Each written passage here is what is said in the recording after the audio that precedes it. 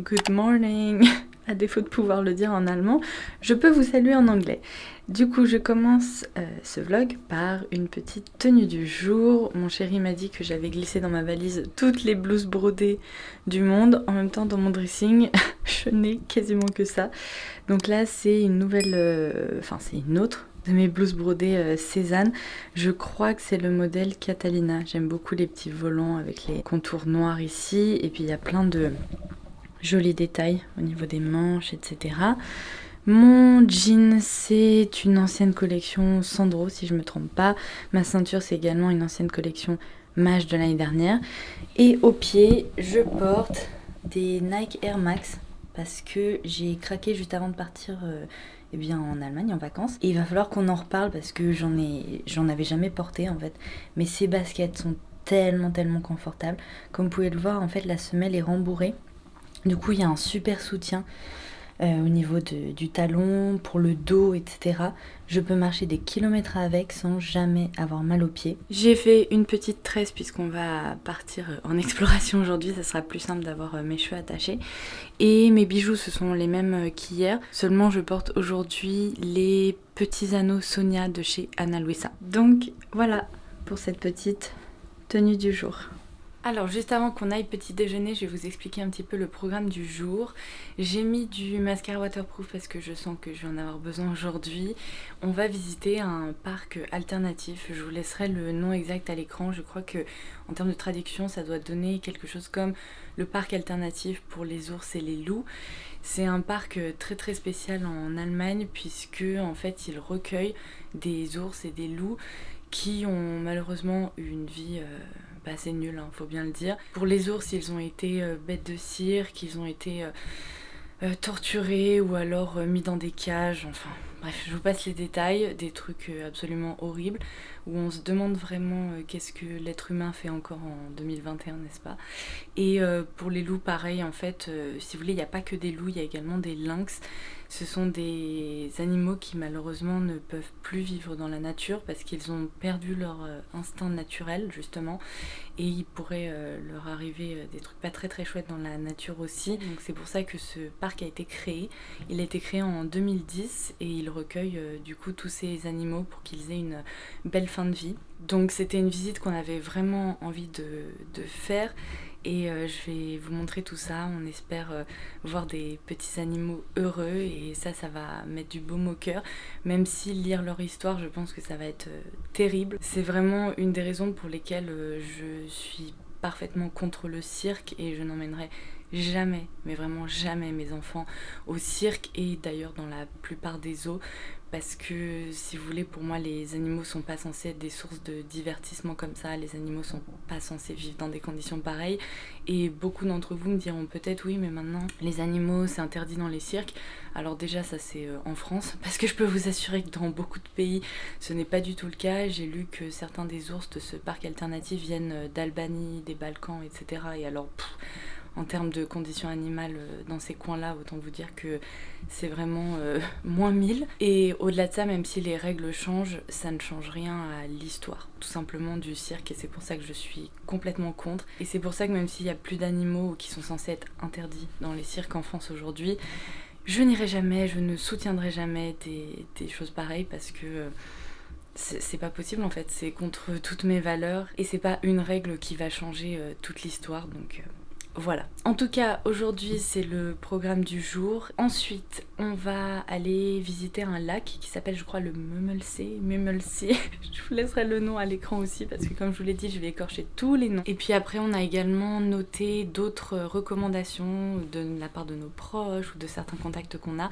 On va bien marcher, on va voir plein de choses et comme d'habitude, eh bien, je vous emmène avec nous. On est un tout petit peu en retard sur notre itinéraire, on voulait arriver là-bas à 10h, finalement on arrivera plutôt à 11h parce qu'on a 1 heure de route. Mais c'est pas dramatique, c'est les vacances, on va quand même pouvoir en profiter. D'autant plus que j'ai lu que dans le parc en fait on peut passer autant de temps qu'on le souhaite. On peut faire le tour en quelques minutes mais on peut aussi passer 1 heure, 2 heures, voire plus si on se met à photographier les animaux ou les observer et tout ça. Donc je pense qu'arriver à 11h ça va aller finalement.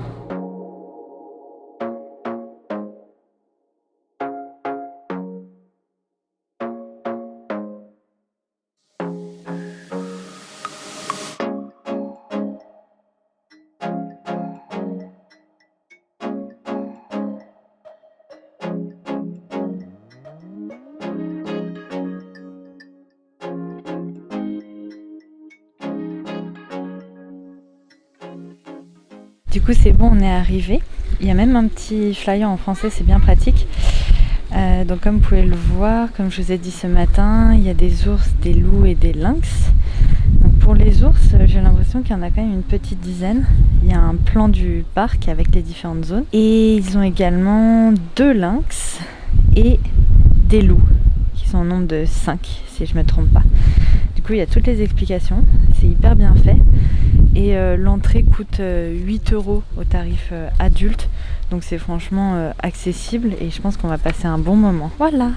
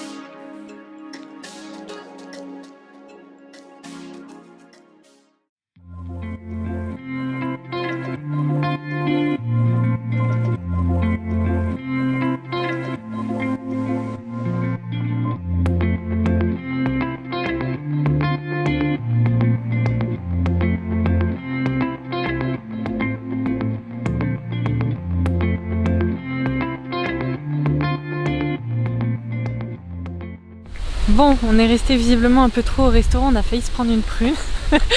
Mais c'est bon, on va enfin visiter. Alors ça, je vous en ai pas parlé, mais on nous a recommandé une cascade en fait.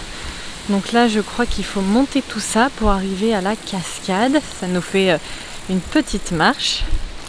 Donc c'est parti. Regardez-moi cette vue. Waouh!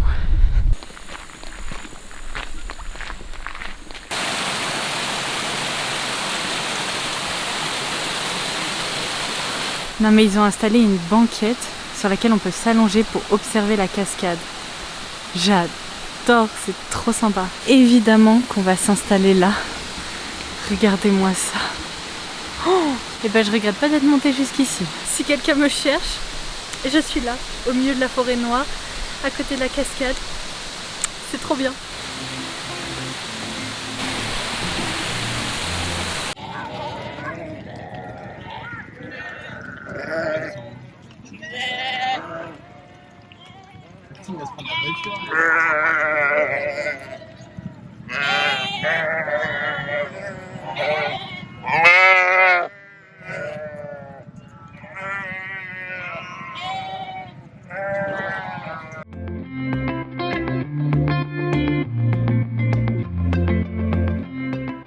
Hello! Alors si vous entendez du bruit, mon chéri est en train de prendre sa douche, on est en train de terminer de se préparer.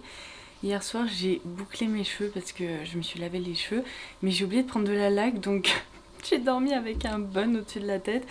Et là j'ai des petites mèches qui font un peu n'importe quoi. Il va falloir que je règle ça, mais en tout cas je suis contente parce qu'au niveau des longueurs ça a quand même bien tenu. Alors je vais vous faire un retour concernant notre visite d'hier et je vais aussi vous tenir au courant parce que finalement le programme a un petit peu changé.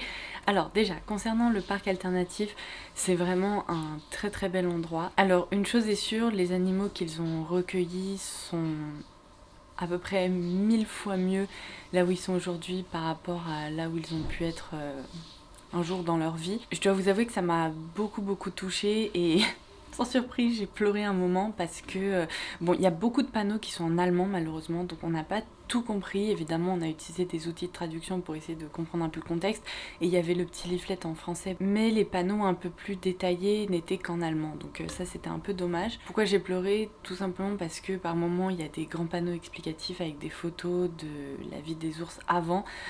C'est horrible. Je dois vous avouer que vraiment ça m'a... par moments c'était horrible. On voit des trucs, j'aurais jamais déjà imaginé ça. Pour remettre un peu en contexte, ils ont même par exemple à un moment mis une cage mais minuscule, quand je vous dis minuscule, mais ils ont mis ça pour qu'on réalise un peu dans quelles conditions vivaient certains de ces ours et c'est terrible. Alors comme dans n'importe quel parc ou lieu à visiter, je dois vous avouer que ce qui m'a dérangé un peu, c'était peut-être les gens. Alors j'espérais qu'il y ait un petit peu moins de monde. Finalement, il y avait quand même du monde, il y avait notamment des familles et tout. Et autant des enfants qui font du bruit, je peux le comprendre parce que ce sont des enfants et ils ont peut-être pas aussi la perception de là où ils sont. Et il y a beaucoup de panneaux où il est indiqué qu'il faut éviter de faire du bruit, qu'il faut être silencieux.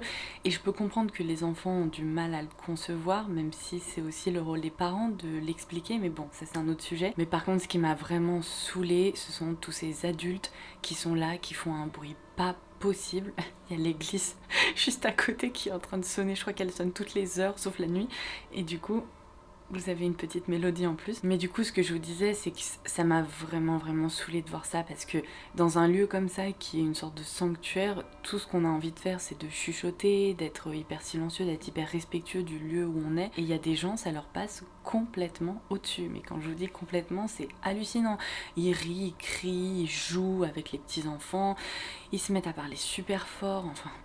Donc ça c'était un petit peu énervant et je pense que le pire, mais le pire, la cerise sur le gâteau, c'est quand même les 2-3 débiles qui devant les enclos des ours, qui sont en train de manger ou en train de marcher, d'explorer et tout, qui sont devant à faire, je sais pas, des bruits qu'on ferait devant des chevaux ou je sais pas, qui essayent de les attirer en faisant des...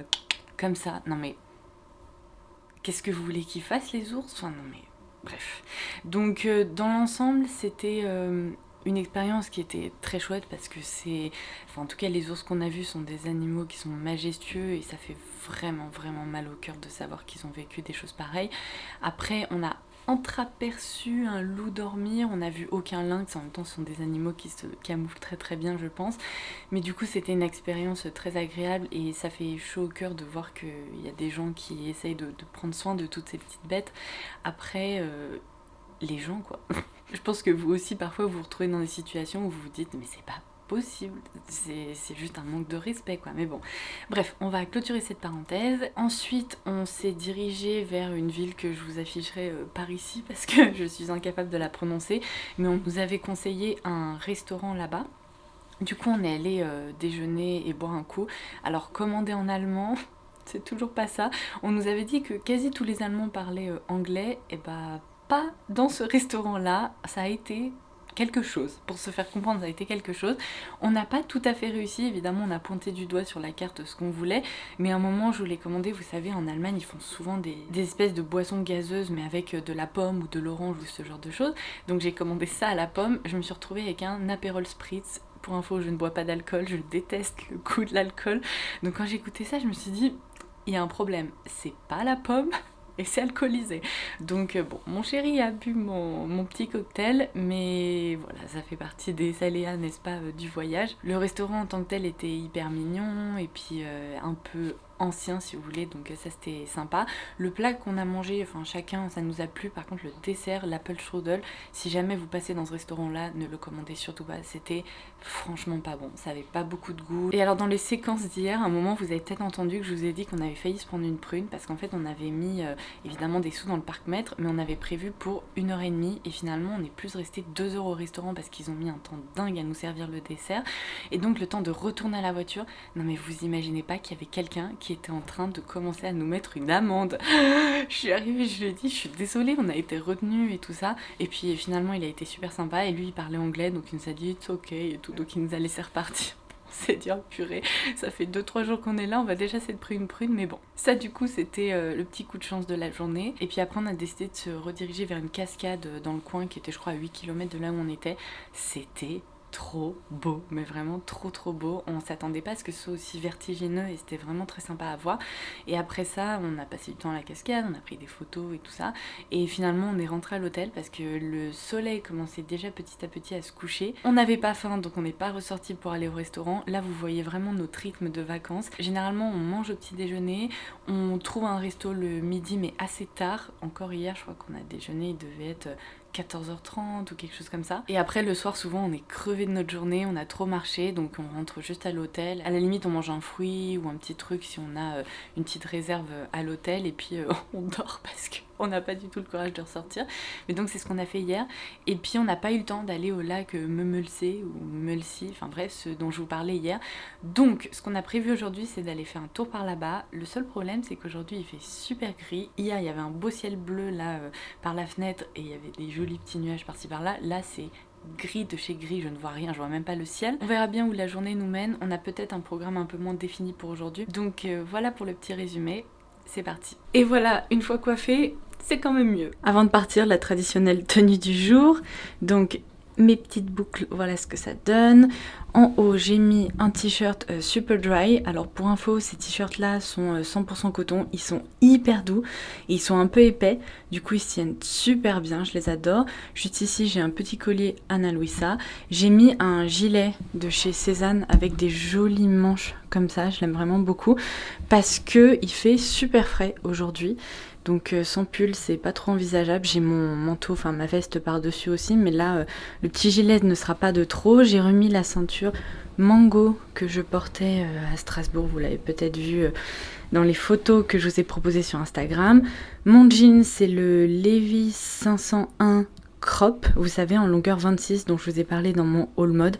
Désolée, les valises sont ouvertes derrière. Et du coup, je l'adore parce que vous voyez, la longueur est nickel. Et au pied, j'ai remis mes Nike Air Max parce qu'elles sont super pour marcher. Et là, on va aller explorer un peu. Donc voilà. Et bien ma foi, on a très mal choisi notre jour. Il pleut, on ne voit rien, le lac est complètement embrumé, mais ça crée une ambiance, vous voyez, un petit peu mystérieuse. Bon, c'était le fail du jour, il fait tellement moche, il pleut tellement. On a fait le tour du lac, ça a été vite fait, et il y avait un petit chemin, je pense, de marche, enfin de randonnée. Mais vu le temps qu'il fait, on est en train de se dire qu'il va falloir trouver une alternative, en tout cas pour ce matin. On verra bien ce que ça donne.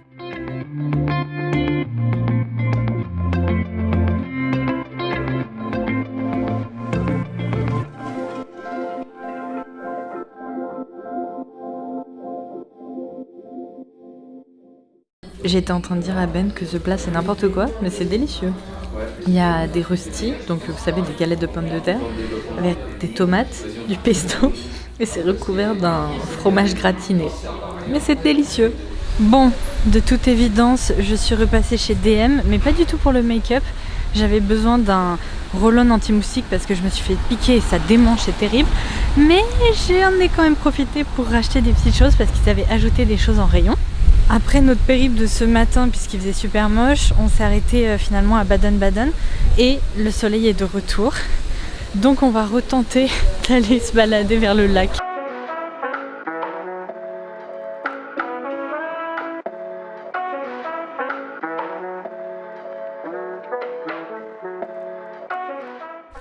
On voit le lac. Ça, c'est plutôt cool. Regardez-moi ça. Ça change par rapport à ce matin où on voyait littéralement rien. Et bien on va refaire le tour parce que c'est trop sympa.